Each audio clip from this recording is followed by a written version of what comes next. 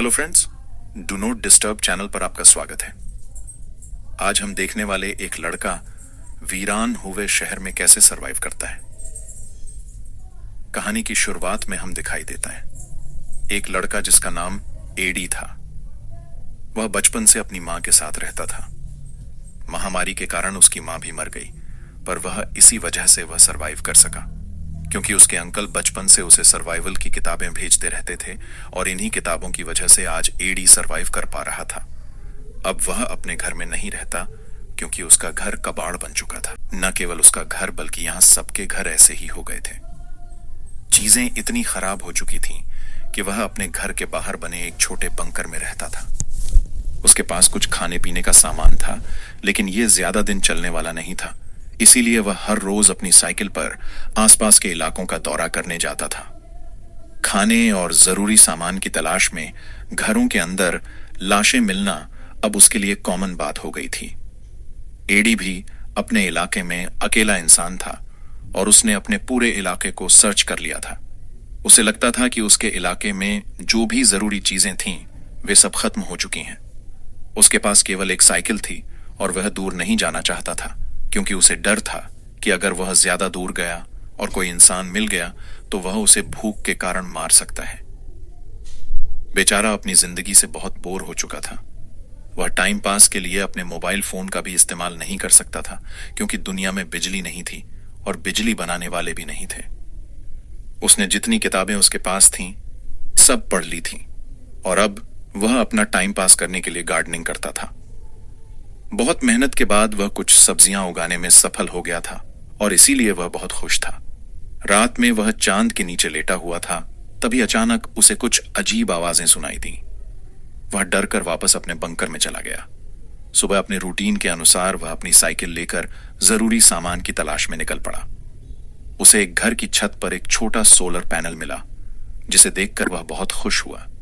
वह उसे अपने घर ले आया और उससे अपना फोन चार्ज किया। फोन चार्ज होने के बाद उसने गाने सुने और जितना मजा ले सकता था उतना लिया। इसके बाद उसने अपने फोन पर अपनी मां की वीडियो देखी और बहुत दुखी हो गया। वह अपनी मां को लंबे समय बाद देख रहा था, लेकिन फिर भी उनसे बात नहीं कर सकता था। वह तब तक इन वीडियो को देखता रहा जब तक उसका बैटरी खत्म होकर फोन स्विच ऑन ऑफ नहीं हो गया। इसके बाद वह फिर से गार्डन में जाता है और उसे पता चलता है कि रात में जो आवाजें उसने सुनी थीं वे जानवरों की थीं और उन्हीं जानवरों ने उसकी उगाई हुई सारी सब्जियां बर्बाद कर दी थीं। ये सब देखकर उसे कुछ समझ नहीं आया। उसकी सारी उम्मीदें अब खत्म हो चुकी थीं। वह अब इन सब्जियों के बीज जमा करेगा ताकि उनसे फिर से सब्जियां उगा सके, लेकिन फिर से इतने लंबे समय तक खाने के लिए इंतजार करना पड़ेगा। यह दुख उसे बहुत गुस्सा दिला देता है और गुस्से में वह अपने ही पैर पर कुल्हाड़ी मार देता है। उसके जख्म से भी खून बहने लगता है, जिससे इन्फेक्शन हो जाता है। इसमें उसकी मौत का भी खतरा बढ़ जाता है। इसलिए वह अपनी सर्वाइवल बुक से कुछ तरीके अपनाकर खुद के लिए दवा बनाता है और अपने जख्म पर लगाता है। रात में अपने अंकल और आंटी की फोटो को देखकर वह सोचता है कि ये भी तो जिंदा होंगे। उन्हीं की वजह से मैंने सरवाइव करना सीखा है और वे भी इतनी अच्छी तरह से सरवाइव कर रहे होंगे। अब वह सोचता है कि क्यों ना मैं भी उनके पास जाऊं। शायद ऐसी जिंदगी थोड़ी आसान हो जाए, लेकिन यह काम साइकिल के जरिए किया जा सकता था। यह करना मुश्किल था। वह पहले पूरी प्लानिंग करता है, एक रोड मैप के जरिए रास्ता तय करता है, जिसका पालन करते हुए वह अपने अंकल के घर पहुंच जाएगा, जिसमें भी 2 हफ्ते लग सकते हैं अगर सब कुछ ठीक रहा तो। अब अगली सुबह वह बाहर निकलता है। सुबह से शाम तक साइकिल चलाता है। रात में टैंक के सहारे सोता है और जो भी खाने पीने की चीजें थीं उनका इस्तेमाल रास्ते में करता है। और अच्छी बात यह थी कि अगर एडी को रास्ते में कोई बिल्डिंग मिल जाती तो कुछ चीजें वहां से भी अरेंज हो जाती। सब कुछ 1 हफ्ते तक ठीक था, लेकिन एक रात जब वह जागता है तो देखता है कि एक हिरण ने उसका सारा पानी बर्बाद कर दिया है और उस हिरण ने उसका सोलर चार्जर भी तोड़ दिया है, जिसकी मदद से वह अपना फोन चार्ज कर पा रहा था। यह देख वह इतना गुस्सा हो जाता है कि अपने सारे पिस्टल की गोलियां बर्बाद कर देता है, जिसके बाद उसे पछतावा होता है कि उसने यह क्या किया। वह आगे बढ़ता रहता है और रास्ते में उसे एक नदी मिलती है, जिसे देखकर वह बहुत खुश हो जाता है क्योंकि पानी की व्यवस्था फिर से हो गई थी। पानी इकट्ठा करने के बाद वह वाहन से निकलकर एक मिट्टी के रास्ते पर चढ़ता है। वह अपनी साइकिल तेज चला रहा था। अचानक उसकी साइकिल लड़खड़ाती है और वह एक गड्ढे में गिर जाता है। यह गड्ढा कुछ चीजों से ढका हुआ था, जिसका साफ मतलब था कि किसी ने यह जाल बनाया था। वह इस गड्ढे से बाहर निकलने की कोशिश भी करता है, लेकिन असफल रहता है। वह उम्मीद में कई प्लेयर गन जलाता है कि कोई आकर उसकी मदद करेगा, लेकिन कोई नहीं आता। सुबह होने पर वह देखता है कि कोई उसे देख रहा है और बिना कुछ सोचे उस पर गोली चला देता है। यहां पर वह एक लड़की थी और वह भी एडी की गोली से बच गई। यह लड़की एडी से कहती है कि तुम मुझे अपने हथियार दे दो, तभी मैं तुम्हें गड्ढे से बाहर निकालने में मदद करूंगी।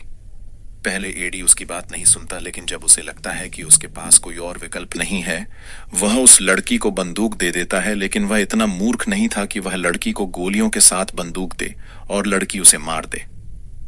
बंदूक लेने के बाद वह लड़की, उसका नाम एवा है, एडी से यह साबित करने के लिए कहती है कि वह इन्फेक्टेड व्यक्ति नहीं है। इस पर एडी अपनी शर्ट उठाकर उसे दिखाता है कि उसके शरीर पर कोई निशान नहीं है जो इन्फेक्शन का संकेत दे सके। इस पर एवा भी उसे अपना शरीर दिखाती है और उसे आश्वस्त करती है कि उसे भी किसी तरह का इन्फेक्शन नहीं है। अब एवा एडी को गड्ढे से बाहर निकालती है और उससे गोली देने के लिए कहती है, लेकिन एडी मना कर देता है। अगली सुबह जब एडी उठता है तो एवा के पास उसकी गर्दन पर चाकू था और वह उससे गोलियों के बारे में पूछ रही थी। जैसे ही एडी उसे गोलियों के बारे में बताता है, वह बंदूक में गोलियां डालकर भाग जाती है। एडी को समझ नहीं आता कि एवा ने ऐसा क्यों किया। अचानक उसे 3 लोगों की आवाज सुनाई देती है। वह समझ जाता है कि एवा इन लोगों से भाग रही थी।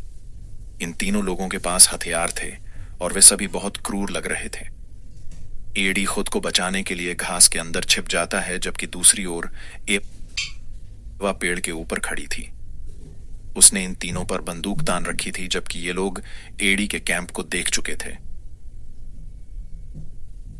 ये लोग यह पता करना चाहते थे कि इस कैंप में कौन है। एडी सोचता है कि कैंप के मालिक का पता लगाने की कोशिश में ये लोग सामने बैठे पेड़ पर बैठे एवा तक पहुंच जाएंगे और उसकी जान को खतरा होगा।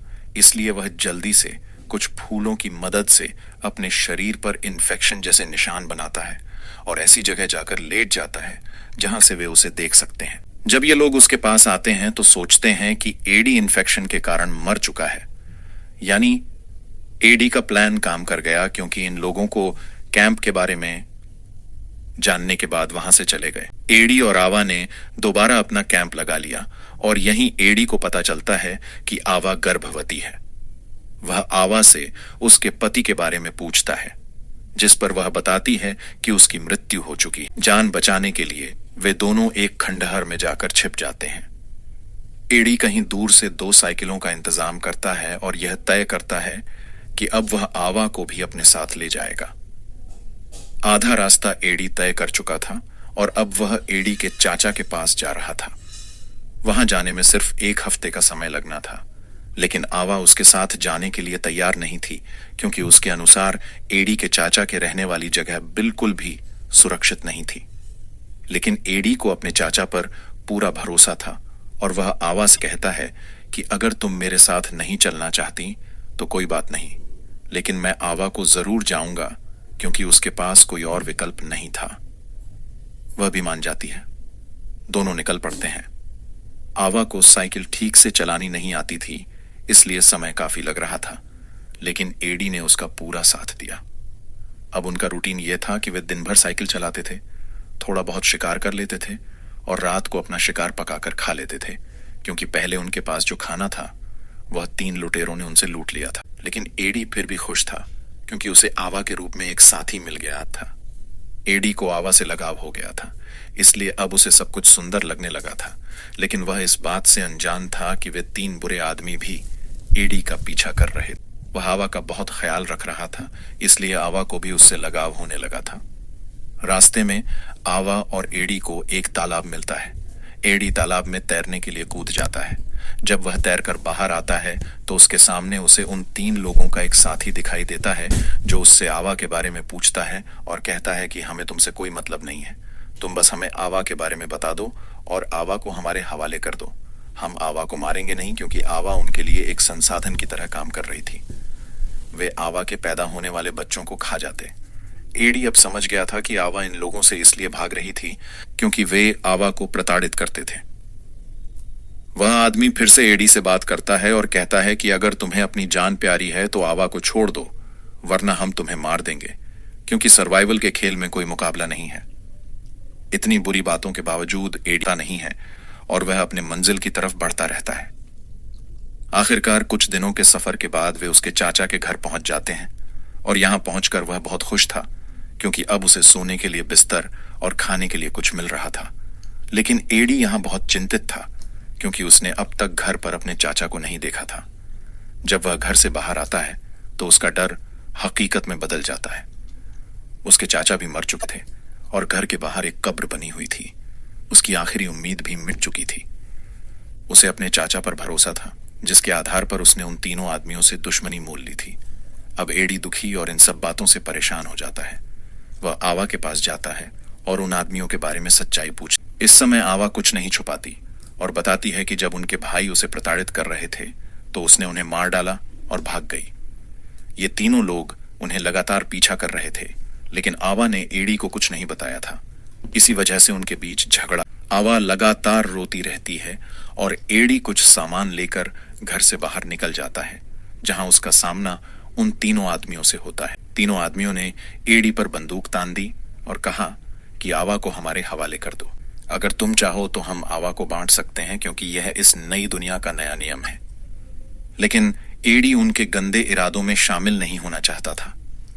वह अपनी जान बचाने के लिए वहां से भाग जाता है और भागने से पहले हवा में गोली चलाता है, जाग जाए और खुद की जान बचा सके।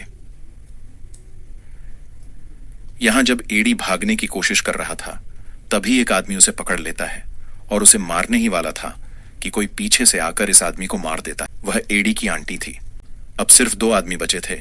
इनमें से एक आवा के पास पहुंच चुका था और दूसरा आवा को मारने के लिए उसकी ओर भाग रहा था। तभी वह आंटी के लगाए जाल में फंस जाता है और बेचारा वहीं मर जाता है। अब एडी और एडी की आंटी आवा को बचाने के लिए उनके पास जाती हैं, लेकिन आवा के पास खड़े बुरे आदमी ने दूर से उन पर गोली चला दी। वह आदमी एडी को मारने के लिए एक और गोली चलाता है।